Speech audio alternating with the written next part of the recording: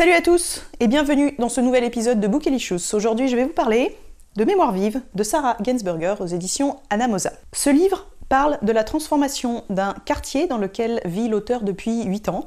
Un quartier sur lequel elle a écrit à travers des chroniques jalonnées de photos de décembre 2015 à octobre 2016. Ce quartier de Paris, quel est-il ? Tout simplement le 11e arrondissement qui a été frappé par les attentats de janvier et de novembre 2015. C'est écrit par Sarah Gainsberger, chercheuse au CNRS, sociologue, spécialiste entre autres des sciences sociales de la mémoire. Elle participe au projet REAT, Réaction sociale face aux attentats, sociographie, archives et mémoire. C'est édité par Anamosa, maison d'édition indépendante française, qui a vu le jour en 2016 et qui est spécialisée dans les sciences sociales et les sciences humaines. La maison d'édition s'est fixée pour but d'explorer un peu tous ces champs, sans pour autant négliger la culture populaire. Au final, ça permet de voir que la sociologie n'est pas quelque chose d'ennuyeux. Ce livre, donc Mémoires vives, est pour moi mon avis de non-initié aux essais. Je précise que c'est la première fois que je chronique un essai dans Bookelicious. J'ai trouvé que c'est un livre très fort, un livre presque indispensable, tout simplement parce qu'il montre de façon très intelligente et très factuelle, sans pour autant dénier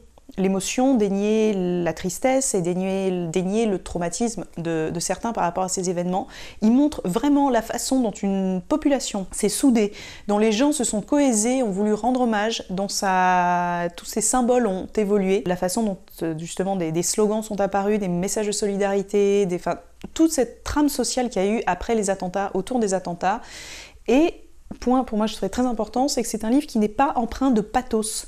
C'est un livre qui montre que la mémoire a une fonction consciente, symbolique, très importante, et qu'elle n'est pas nécessairement synonyme justement de pathos, de tristesse et de poids. C'est un magnifique témoignage de vie, de sens, qui est tourné vers l'avenir et qui montre, en fait, c'est un livre d'une certaine manière sur la résilience, sur la façon dont on peut dépasser le traumatisme, tout en ayant conscience de son émotion, qu'on soit directement touché ou pas.